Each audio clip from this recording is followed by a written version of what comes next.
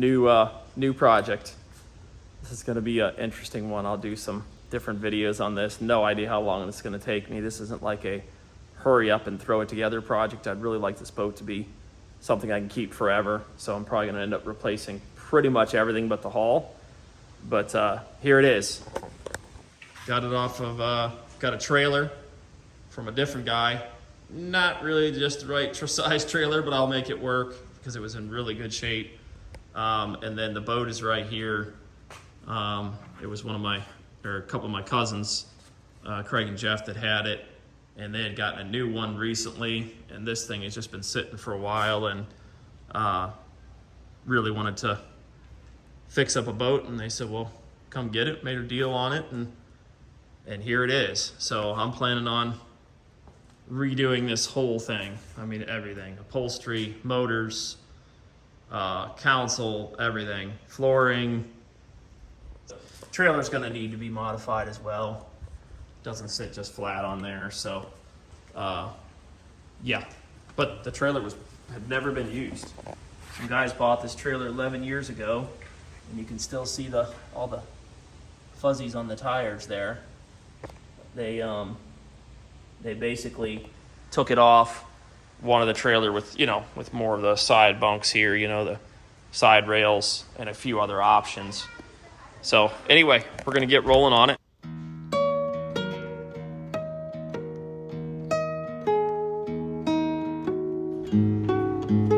Well, yeah, they gotta get fixed. So here we go. Let's start pulling some stuff apart here, youngster. I'm 450,000% sure this battery is not good, but you never know. You never know until you bring my thing home. All right, what do you think we should do next? Let's start pulling. Actually, you know what we should do first? What's in here? Okay, hand me that cup. That's probably what holds fish. Yeah, open up both those and hand me that cup that's inside there. Which cup? See the cup in there? Where's the cup? The cup right there. Hand it to Dad. It's trash.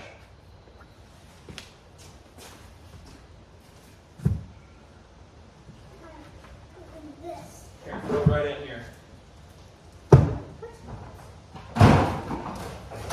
Did you get it? How do you... Here, hold on. Close this. There you go. Now open it. There you go. Got it? Toss it right in there. Excellent throw, young man. And then we'll take this kind of stuff out, but we got to keep it in a special boat area. So where's that special button? No, let's just take this. Good. We're going to get all these weeds out of here. See all this? All this got to come out. The sheer amount of work it took to strip the boat down was quite surprising to me. It was probably the hardest part. Putting some stuff back together was difficult, getting everything to line up and work right, because we took changed the boat pretty dramatically. But stripping it down was crazy. I mean, there was just every little bit of stuff that needed to be stripped off was just difficult to get off. A lot of scraping, all the old glue from the carpet. You cut a section off, but where it was glued, nothing would come off, so you had to scrape that. And then, just the sheer amount of cleaning out dust and everything out of it was, I think I was around, I'd say at least 40 hours, and I had a nephew of mine help a couple times. And as you can see, my little man helped quite a bit as well. So at least 40 and maybe 50 hours just stripping everything off the boat. Luckily, I wasn't doing this for a job, and it's just a hobby. Otherwise, definitely wouldn't have made any money on it. But that's the excitement of just doing something like this myself was definitely pushing me on, because I have not fully restored something like this or modified or whatever you want to call it. So it was a really cool experience to do it. We did it over quite a long period. I think it took 7 months to do the whole thing. So again, that's only, poking around on it here and there. I think I ended up figuring around 150, 200 hours for the whole boat. But yeah, really cool project. And you'll see at the end, I do get it out.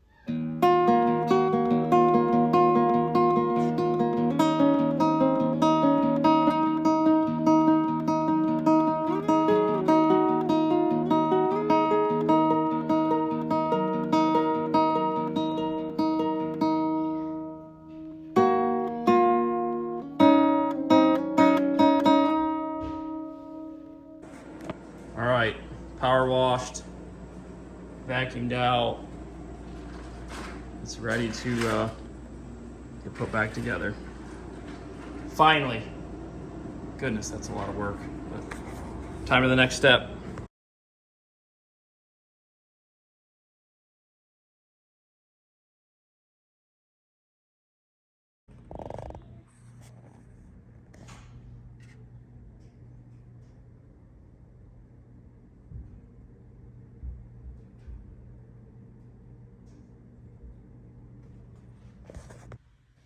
Well, quite a bit of progress here. I'm just a few pieces down here. I've been putting like aluminum on the edges here so that none of this stuff will ever want to roll up because it doesn't stick that great. The middles are no problem at all, but everywhere on the edges, I've just been making sure I have aluminum. But yeah, just want to wire the motor in. I might actually run, since I'm not planning on putting a gas motor on this thing yet, these are going to get grip tape. The raw aluminum, I'm just going to put grip tape on those again because of this material doesn't stick absolutely the best.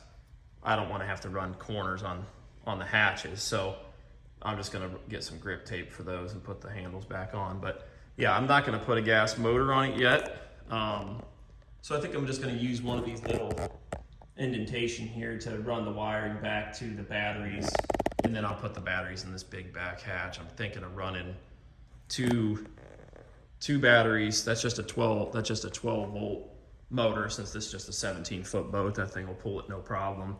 But I think I'm gonna run 2 batteries, 2 lithium ions for that, with hooked up to an onboard charger, so I can just plug it in when I get home. Yeah, it's getting close. Just a little bit more time, and I think I'll have it ready for this season. So yeah, super pumped about it. I can't believe from where it came. Just bought it this I think it was late fall or early fall, maybe somewhere around there. Might have been a little earlier than that. And to get it to this point by late winter, early spring is pretty exciting. So we'll check in when we get a little farther along.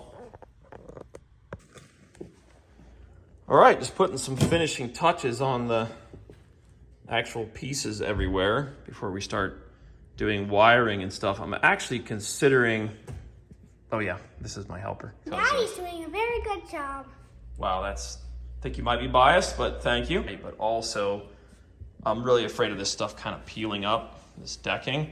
So I put aluminum everywhere to make sure that none of it peels up. I'm gonna do the same thing down here. Once the bottom's done, I'll put one piece on the front and the back here, just to make sure it doesn't peel up. But yeah, this is it. I'm just gonna start wiring, maybe even today.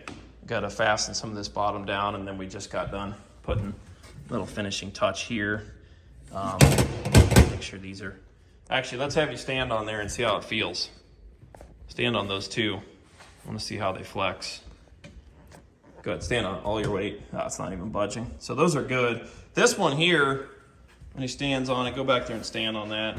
It's flexing a little, so I don't love that, and he's only 60 pounds or something. So we're gonna have to put some bracing inside that one. I think I had to take it off to make everything work, so we're gonna have to re-brace it. But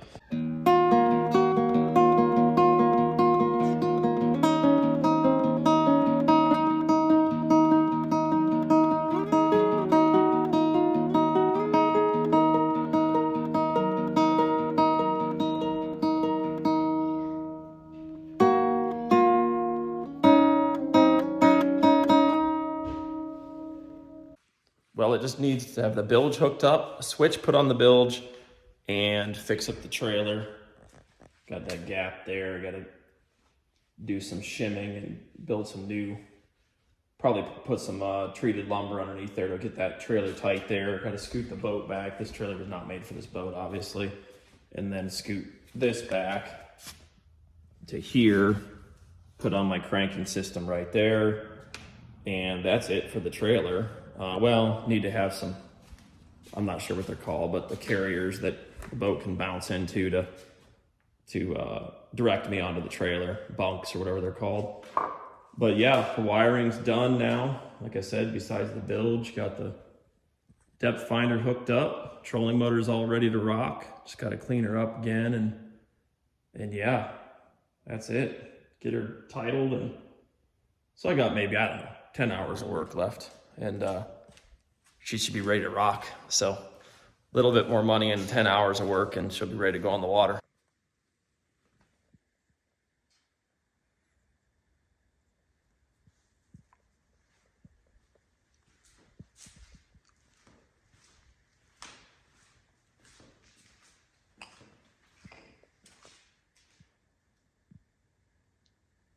Got it registered, and just need to go up and get the trailer weighed so I can get it registered. That's what you got to do in Ohio. I don't know about other states.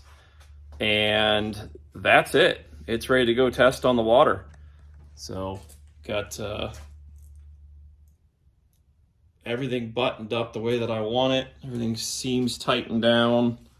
Put the crank here on the trailer. I got still one of the big projects left. Well, it's not a big project really.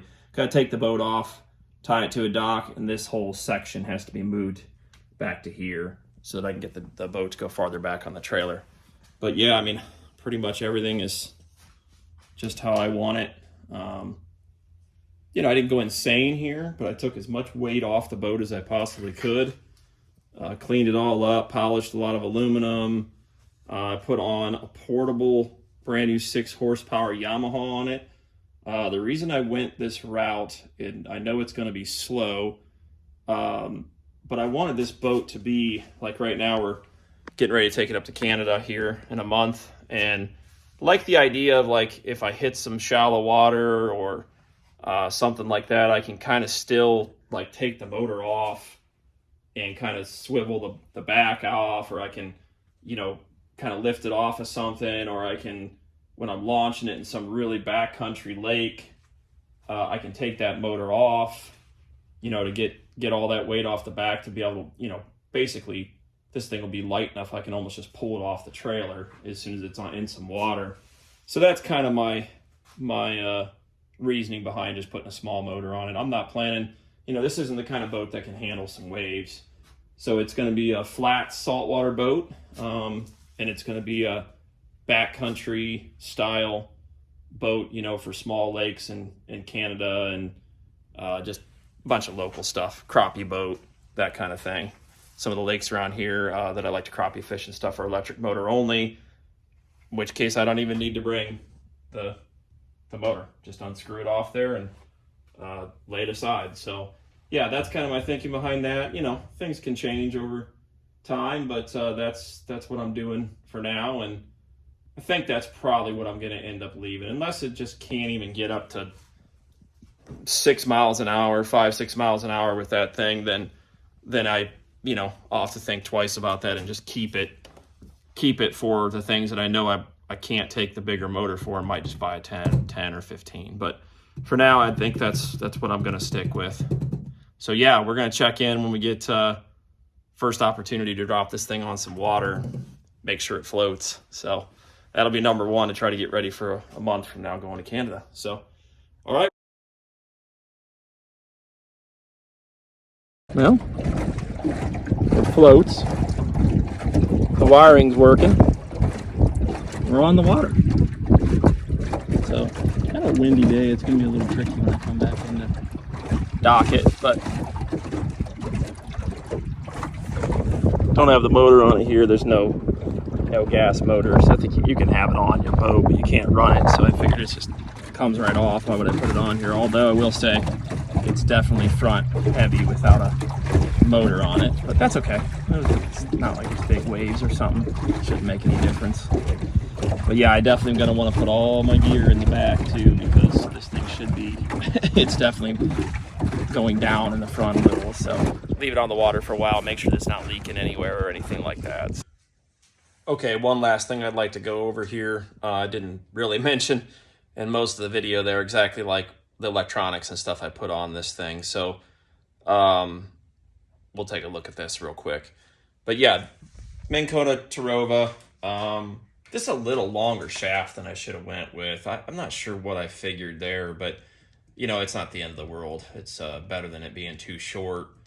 And of course, I haven't had it out much to see, you know, in bigger waves and stuff, is if it's going to splash up on the front, or if I'm, you know, moving or whatever. So whatever, it's not the end of the world. But yeah, I've had spot lock Minn Kotas before.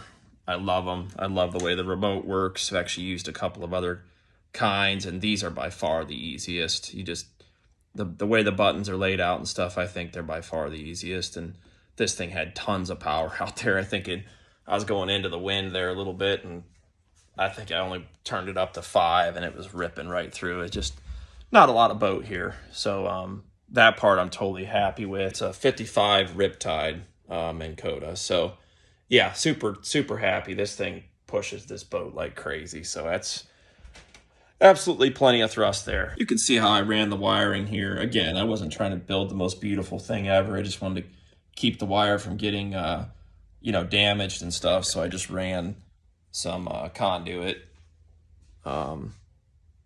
just, you know, through to the back of the boat. We'll go in here and take a look at what I did as far as wiring goes.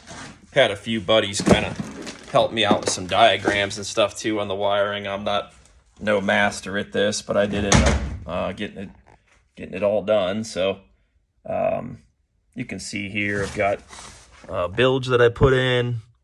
I got a switch for the bilge right here. Onboard Noco Genius charger with a battery switch, you know, for all the positions, 1, 2, 1 plus 2, and obviously off.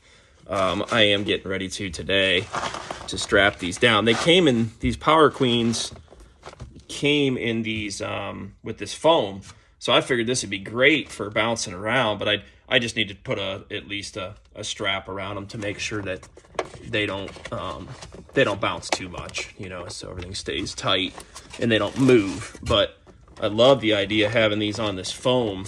I think that's a huge bonus to have these on the foam because, again, like I said, they're not actually just rattling on the bottom here. So anyway, that was all the wiring.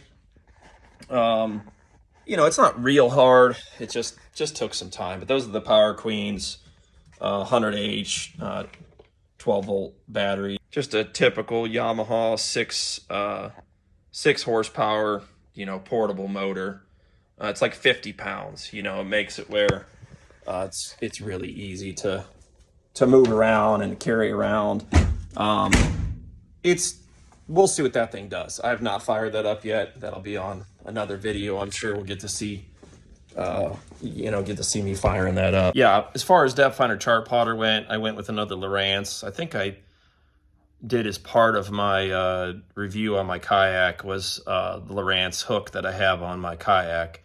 But I've had Lowrance on my old boat, on my kayak, and now I got this one. Again, you know, do I think it's by far the best thing in the world? We'll see, you know, again, out on the water, we'll kind of mess with this thing and get either a review or at least some pluses and minuses to it. But I know Lowrance, you know, so that's, a lot of guys do that because I know all the buttons. I'm not having to relearn, you know, how to run the thing. So, you know, so far I looked at all the screens and everything, and it looks just like the other ones I've ran. So I'm excited about that. It's not state of the art. It's a really good one, but it's not state of the art stuff. I didn't want to spend a bunch of money on this boat. So I wanted some good stuff, but I didn't need the best stuff. So that we'll get it out on the water to do some fishing, and might have one more follow-up video just to go over how the boat actually fishes. If you have any questions about what I did here or comments about what I did here, which I'm open to, feel free to put them in the comments section. All right, we'll check in the next video.